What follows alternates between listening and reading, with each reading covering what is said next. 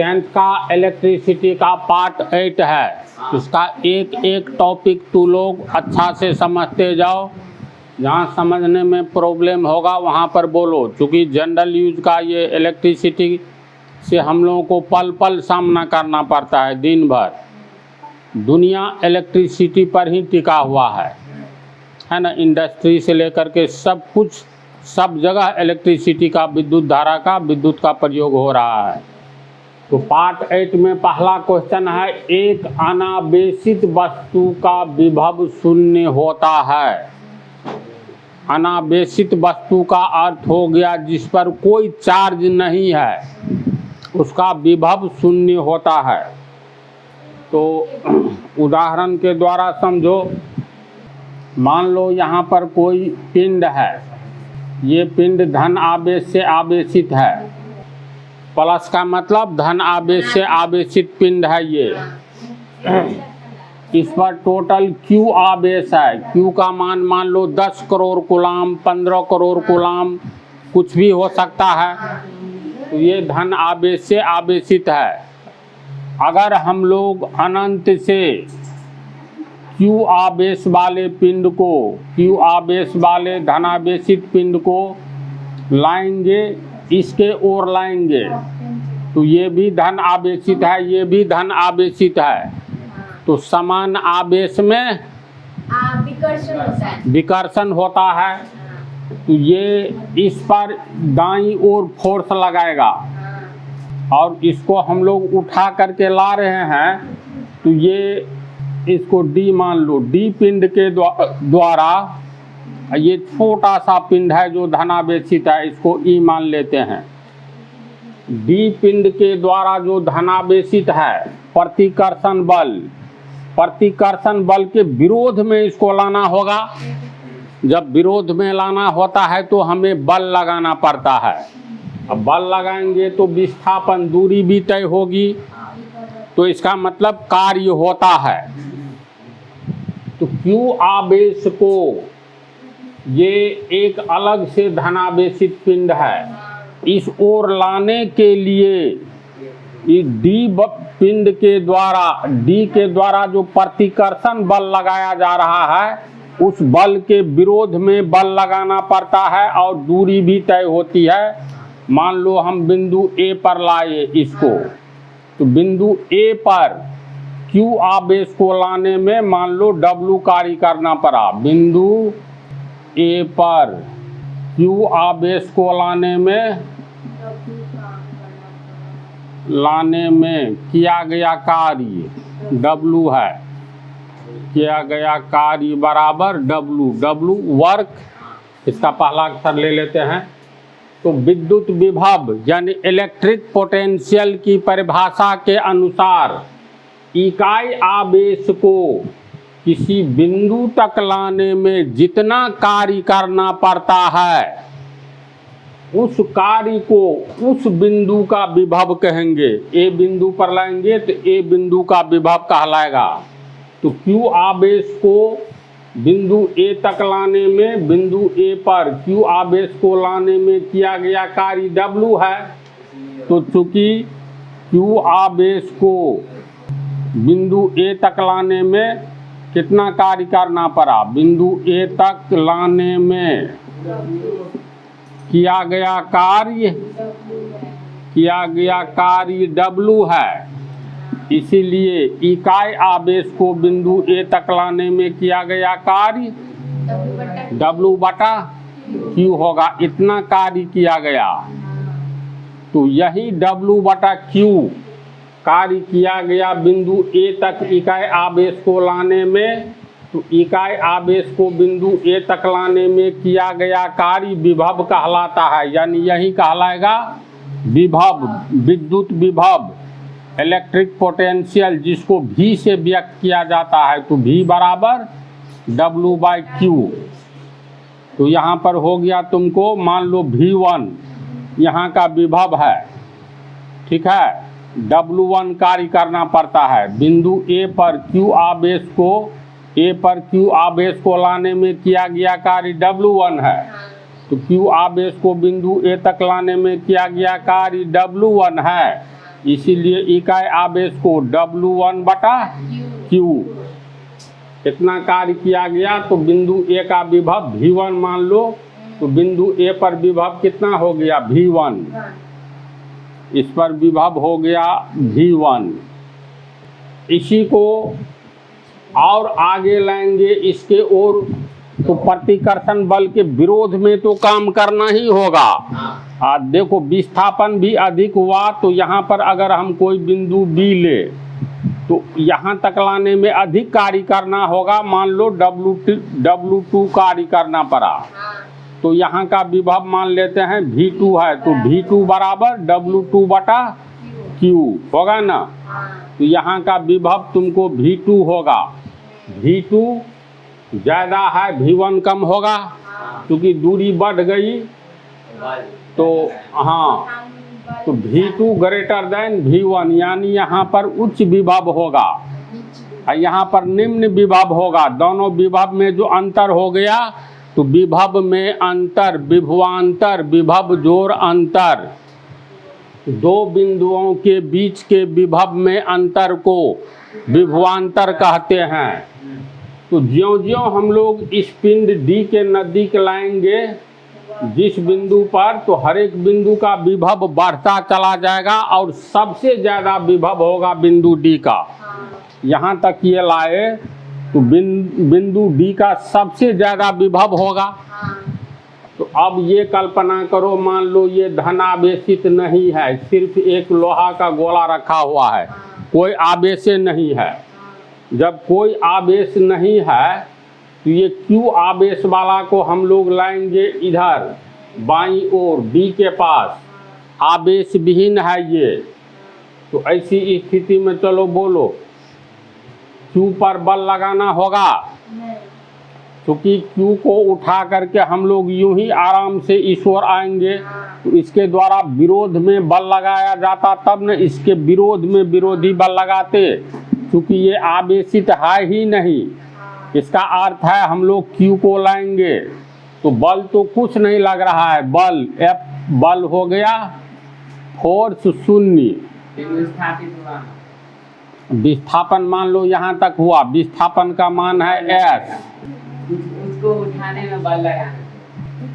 नगण्य भार है। एक आवेश का कितना द्रव्यमान होता है? नगण्य। नगण्य बल का मतलब कुछ नहीं, इसके विरोध में मतलब ये बल लगाता, यहाँ पर आवेश रहता, तब प्रतिकर्षण बल के विरोध में एक बल लगाना पड़ता, लेकिन इस पर आवेश नहीं है, तो इस पर हम लोग आराम से इसको उठा कर लाएंगे। विस्थापन तो हो रहा है लेकिन फोर्स शून्य है, तो इसीलिए W बराबर FS, फोर्स गुने विस्थापन, बल गुने विस्थापन।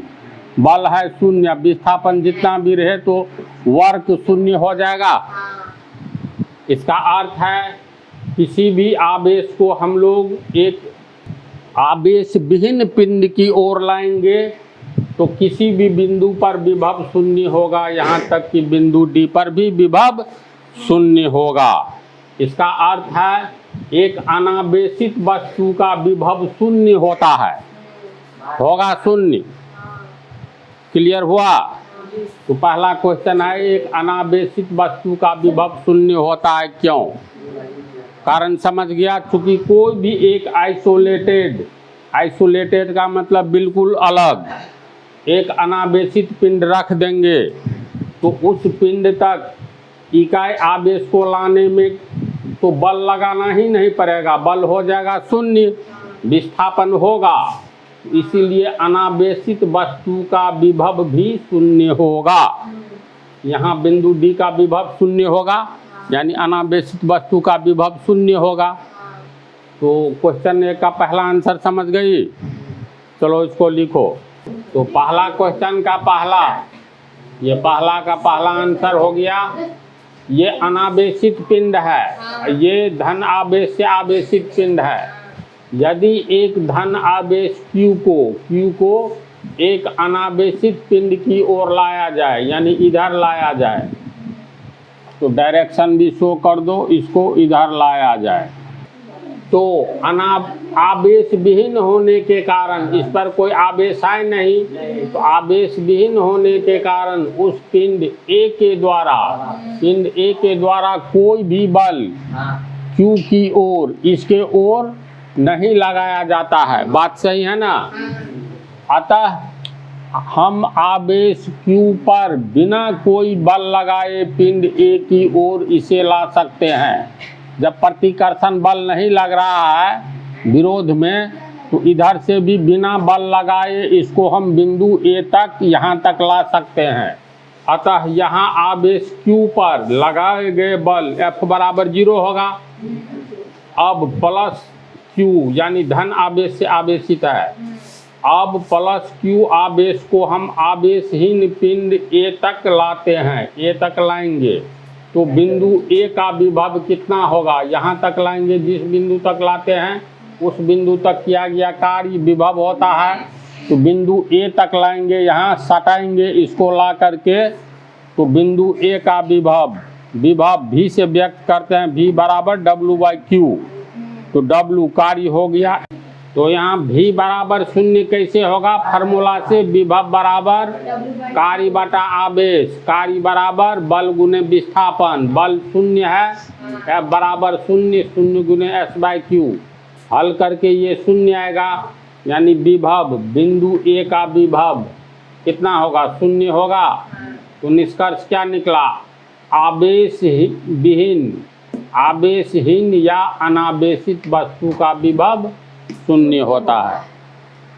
तो चलो इसको उतारो, इसके बाद नेक्स्ट क्वेश्चन। दूसरा क्वेश्चन देखो, वस्तु दो ढंग से आवेशित होती है, या तो धनावेशित होगा या ऋणावेशित। धनावेशित कब होगा कोई पिंड? जब उसमें प्लस चार्ज रहेगा, मतलब इलेक्ट्रॉन निकल जाएगा। जब किसी पिंड से इलेक्ट्रॉन निकलेगा तो इलेक्ट्रॉन और प्रोटॉन का बैलेंस बिगड़ेगा, प्रोटॉन बढ़ जाएगा तो वह धनावेशित होगा।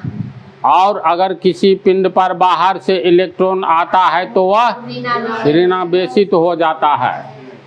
तो पहले हम लोग धनावेशित पिंड या वस्तु की बात करें। मान लो यहाँ पर कोई गोला है धातु का, इसे तू धनावेशित कर दो। अब इसकी दिशा में एक Q धन आवेश इस पर है, कैपिटल Q यानी ज़्यादा, इस पर कम। इस धनावेशित पिंड को इस ओर लाएंगे तो समान आवेश में विकर्षण होगा ना। तो इधर बल लगेगा, इस बल के विरोध में इसको हम लाएंगे तो एक बिंदु इधर आएंगे तो विभव बढ़ता जाएगा। और यहाँ पर मैक्सिमम इस पिंड के पास सबसे अधिक विभव होगा बिंदु का। अगर बिंदु A लेते हैं तो A पर सबसे अधिक विभव होगा। तो चूंकि ये धनावेशित पिंड है तो इसको कहेंगे धनात्मक विभव। धनावेशित पिंड है, एक धनावेशित वस्तु एवं ऋणावेशित वस्तु का विभव कितना होता है? तो धनावेशित वस्तु का विभव धनात्मक होगा। अब फिर इसको एक दूसरा प्रयोग करेंगे। कोई गोला है जिस पर ऋण आवेश है, यहाँ पर एक हम पिंड लाएंगे, इस पर मान लो Q ऋण आवेश है। एक ऋणावेशित पिंड लाएंगे जिस पर कम यानी स्मॉल Q ऋण आवेश है। तो दोनों तो एक समान हो गया, तो इस पर भी तो प्रतिकर्षण बल लगेगा और प्रतिकर्षण बल के विरोध में कार्य करना होगा। तो इस तरह एक इस पॉइंट पर जितना विभव होगा, इससे ज़्यादा यहाँ, इससे ज़्यादा यहाँ, सबसे ज़्यादा यहाँ होगा। तो ऋणावेशित पिंड का विभव ऋणात्मक होगा और धनावेशित पिंड का विभव धनात्मक होगा। इतना ही याद रखना है। जब दोनों पिंड समान आकार का रहेगा, मतलब दोनों समान आकार का रहेगा तो ऐसी स्थिति में मतलब कितना ये माइनस चार्ज से चार्ज है, कितना कुल आवेश है, इस पर कितना समान होगा तो प्रतिकर्षण बल और ज़्यादा काम करेगा। तो इसको यहाँ लाने में और ज़्यादा बल लगाना होगा। तो क्वेश्चन नंबर 2, एक धनावेशित वस्तु का विभव धनात्मक होता है एवं ऋणावेशित वस्तु का विभव ऋणात्मक होता है। तो चलो इसको लिखा जाए। देखो इसमें लिखना है एक धनावेशित वस्तु का विभव धनात्मक होता है, इस चित्र से स्पष्ट है, और ऋणावेशित वस्तु का विभव ऋणात्मक होता है। इसको अपना याद रखना, चित्र से तो इसको उतारो। इसके बाद नेक्स्ट क्वेश्चन। अब दूसरे का आंसर देखो, किन्हीं दो बिंदुओं के बीच विभवांतर की माप करे। तो विभवांतर का इंग्लिश याद रखना, पोटेंशियल डिफरेंस। देखो विभवांतर, इसका संधि विच्छेद करेंगे तो विभव जोड़ अंतर। किसी दो बिंदुओं के बीच विभव में अंतर को विभवांतर कहेंगे, है ना। स्पष्ट है इसकी परिभाषा। तब दो बिंदुओं के बीच विभव में कितना अंतर होता है, इसको हम लोग कैसे मापते हैं। किन्हीं दो बिंदुओं के बीच विभवांतर की माप ज्ञात करें। तो ध्यान से देखो, एक ही बार में समझ जाओगे। जैसे मान लो यहाँ कोई आवेश है, धन आवेश Q, ये बिंदु A है और ये बिंदु B है। हम लोग Q आवेश को बिंदु B तक लाएंगे, तो बिंदु B तक जितना कार्य किया जाएगा वह बिंदु B पर विभव कहलाएगा ना। तो बिंदु B पर विभव मान लो, विभव के लिए हम लोग भी लिखते हैं। बिंदु B पर विभव VB है, B सफिक्स में दिए, यानी बिंदु B पर विभव। इसके बाद इसी आवेश को A तक लाएंगे तो ज़्यादा कार्य करना पड़ा, तो बिंदु A पर विभव को V से व्यक्त करते हैं बिंदु A पर, तो सफिक्स में A दे दो। ये सब का काम है, इसी चैप्टर में आगे चलकर ध्यान से समझते जाओ। तो बोलो किस बिंदु का विभव ज़्यादा होगा? बिंदु A पर ज़्यादा विभव होगा, बिंदु B पर कम होगा। तो दोनों के बीच में अंतर होगा विभव में। इस व्यक्ति के पास 25 रुपया है, इसके पास 15 रुपया है, तो 25 रुपया में से 15 रुपया घटाएंगे तो 10 रुपया, यानी रुपया में से रुपया घटाएंगे तो रिजल्ट में रुपया ही मिलेगा। तो यहाँ पर ज़्यादा विभव है, तो इसका अर्थ है बिंदु A पर जो विभव है और बिंदु B पर कितना विभव है, दोनों का विभव घटा देंगे तो दोनों के बीच का अंतर आ जाएगा। विभवांतर का वोल्ट है ना, यहाँ पर मान लो 100 वोल्ट विभव है बिंदु A पर, यहाँ पर 60 वोल्ट है, तो दोनों बिंदु के बीच में विभव का कितना अंतर है, तो 100 वोल्ट माइनस 60 वोल्ट, 40 वोल्ट का अंतर है। तो VA माइनस VB, यानी बिंदु A पर जो विभव है और B पर विभव है ये ज़्यादा है, तो ज़्यादा में से कम घटा दो तो दोनों के बीच के विभव का अंतर पता चल जाएगा। तो VA माइनस VB, VA कितना होता है, तो V बराबर W/Q होता है। तो मान लो इस बिंदु तक इकाई आवेश को इस बिंदु तक लाने में किया गया कार्य WB बिंदु है ना, तो WB है, इसका मतलब B बिंदु पर इकाई आवेश को लाने में किया गया कार्य WB है, और बिंदु A तक इकाई आवेश को लाने में किया गया कार्य WA है। A का मतलब बिंदु A तक इकाई आवेश को लाने में किया गया कार्य, समझा। तो दोनों बिंदु का विभव में अंतर कितना होगा, इसका विभव माने हैं VA, इसका VB, तो VA में से VB घटा दो तो VA का परिभाषा होगा W/Q। तो बिंदु A तक WA कार्य किया गया है ना, तो WA इकाई आवेश को लाए हैं, Q आवेश को लाने में WA कार्य करना पड़ता है, इसलिए इकाई आवेश को लाने में WA/Q, WA/Q बिंदु A पर का विभव होगा। तो बिंदु ए पर विभव कितना हो गया WA/Q, WA/Q माइनस बिंदु बी पर किया गया कार्य कितना होगा, तो ए के बदले यहाँ बी दे दो, VB माने हैं तो WB, तो यहाँ बी देंगे बाय Q, तो ये होगा WB/Q, इतना होगा।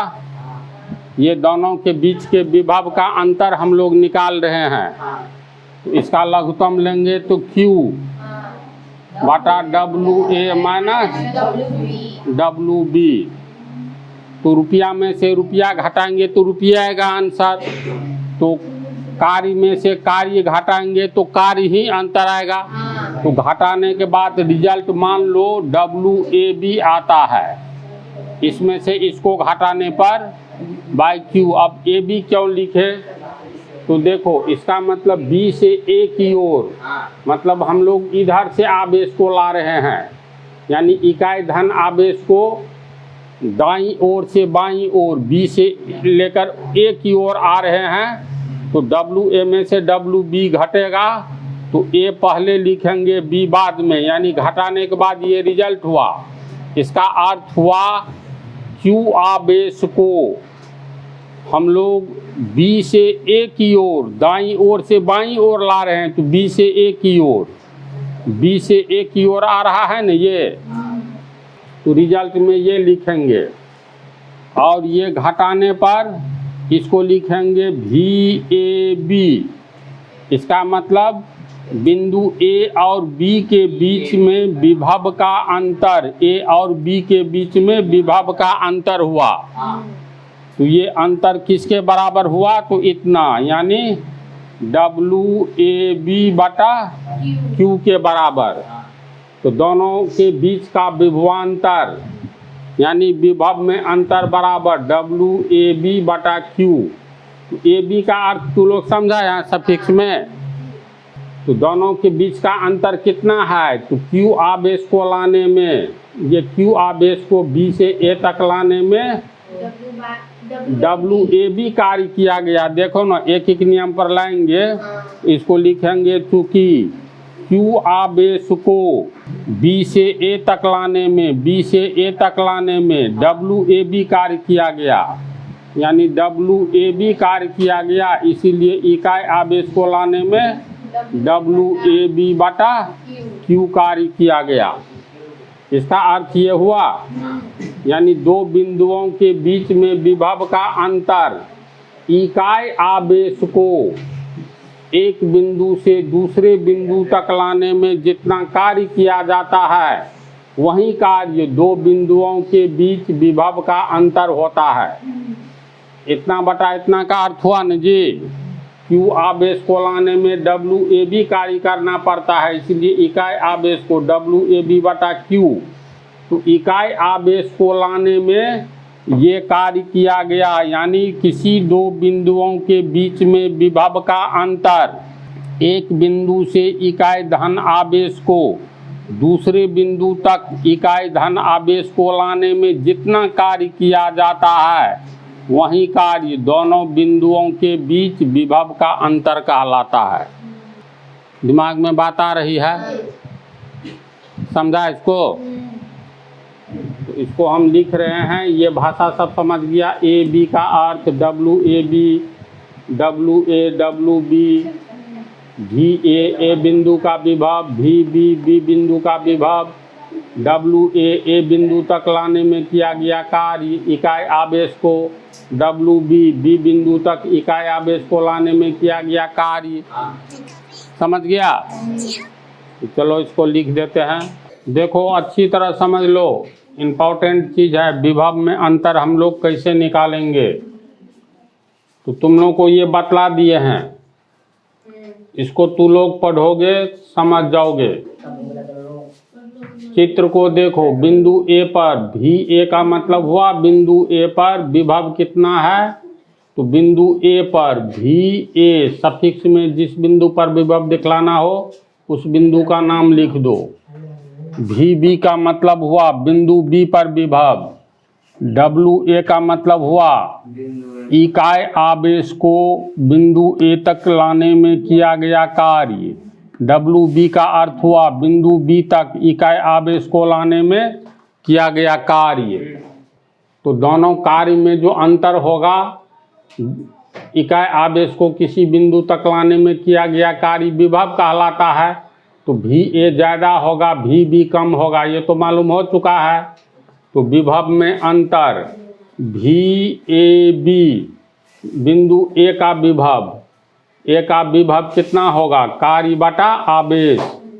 कार्य बिंदु A तक लाने में किया गया कार्य WA, और बिंदु B तक लाने में किया गया कार्य WB। समझ गया ना? फार्मूला से सेटिंग करोगे तो इतना आएगा। बिंदु A एवं बिंदु B के बीच विभव का अंतर, यानी दो बिंदुओं के बीच विभव के अंतर को, विभव अधिक जिस बिंदु पर रहेगा उसको पहले लिखेंगे, कम वाला को बाद में। तो VAB यानी बिंदु A और B के बीच में विभव में अंतर। तो VA का मान बैठा दिए, VB का मान बैठा दिए, हल करके इतना हुआ। अंत में VAB यानी बिंदु A और B के बीच में विभव का अंतर WAB/Q, यानी बिंदु B से A तक इकाई आवेश को लाने में किया गया कार्य। बिंदु B से A तक इकाई आवेश को लाने में जितना कार्य किया जाएगा, वहीं दोनों बिंदुओं के बीच का विभव का अंतर कहलाएगा। निष्कर्ष को अच्छी तरह याद रखना है, इसको सुपर इम्पोर्टेंट मान लो। किन्हीं दो बिंदुओं के बीच विभव में अंतर या विभवांतर की माप इकाई आवेश को एक बिंदु से दूसरे बिंदु तक लाने में किए गए कार्य के बराबर होता है। हम लोग दो बिंदुओं के बीच का विभवांतर निकालेंगे, तो बिंदु B से बिंदु A तक इकाई आवेश को लाने में जितना कार्य किया जाएगा, वहीं दोनों बिंदुओं के बीच के विभवांतर का मान होगा, माप होगा। इसको याद रखना, इसको उतारो। पहला और दूसरा क्वेश्चन हो गया है। क्वेश्चन नंबर 3 पार्ट 9 में बतलाएंगे।